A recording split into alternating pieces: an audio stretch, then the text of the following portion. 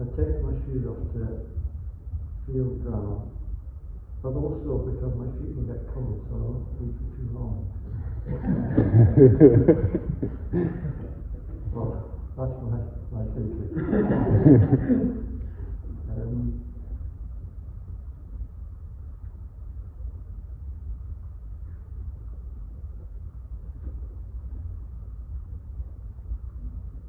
Old women of my childhood. Every time I walk into an alley, plunged in black sunlight, I remember the old women of my childhood. Their long dresses, their crepe skin that amazed me, the tiny flowers in the bowl of their faces, the black shawls when they worked their meadows, their fields and gardens, silence that contained only answers of those old women plunged in sunlight.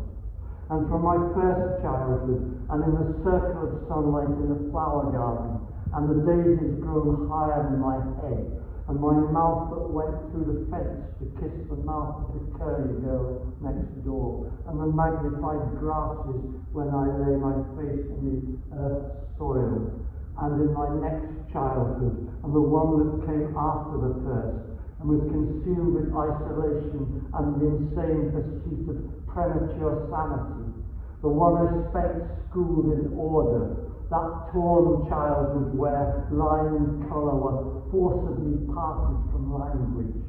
In this new and easily come by childhood, every time I walked through an alley, held tight in drizzles of soft rain, every time this happened, I remembered the old women of my childhood.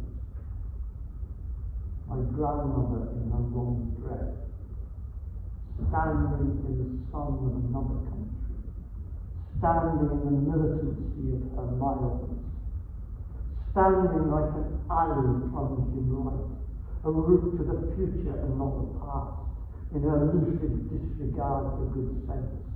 And my mother, who by the time of my third childhood had entered the last years of her own, and already herself was old. My mother then I thought of almost as a child, shopping for fresh pasta and winter coats with her father in the shops of Frith Street in Soho.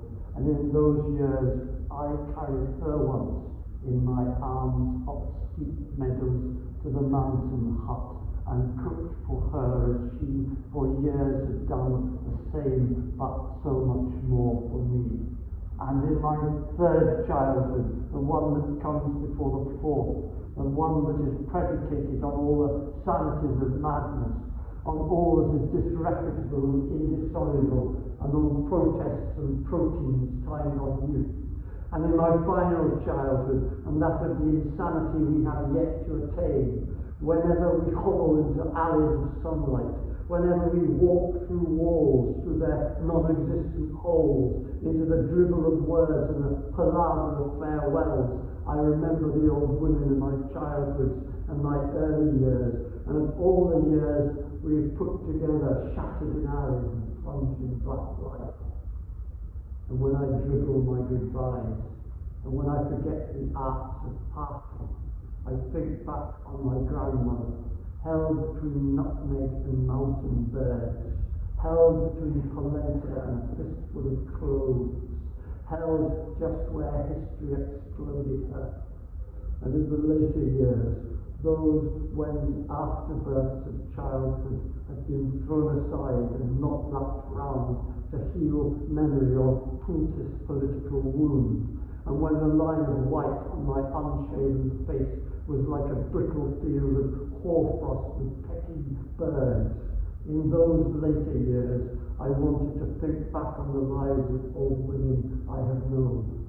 My grandmother, standing amazed and certain in her superb 17-year-old beauty.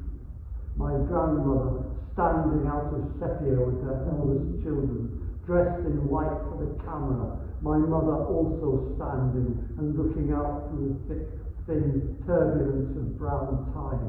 My grandmother leaning on her leaning stick on the arm of my aunt, the amazed compassion of her youth still smiling out from her face. Is that what is meant by migration? A smile moving from one face to another. My grandmother was an economic migrant in time of war, losing 2 babies at the border post to the fiction of disease and unnecessary papers. Is that what is meant by asylum? I also, with my words, plunder matter. Am I then master of what matters? For old women I knew in the Western Isles, who never in their lives left their island, not even one township of it, nor hardly even a half, but for summer passage on the shilling moors, or to handle herring on other eastern shores, fingers cold charred with gluey fish scales. And yet the candour of their mouths, and yet the clamour of their justice. Or in my next childhood, and in my last but one, when I learnt to count by a different system through this life, through this stubborn, uninhibiting, uninhabitable, festering and breaking things, when even breath had become a betrayal, and language is a midden heap of maggots and worms. Or in the final childhood we will never attain, when we come to realise all the beautiful insanities of compassion, and manage fully to lose our sanity only whilst fully managing to attain it. And in this way I was able to walk again into the dark alleys of black sunlight, and to remember the old women of my childhoods, and therefore to crease out the lines of my life, and the palpable imbecility of ever drawing boundaries.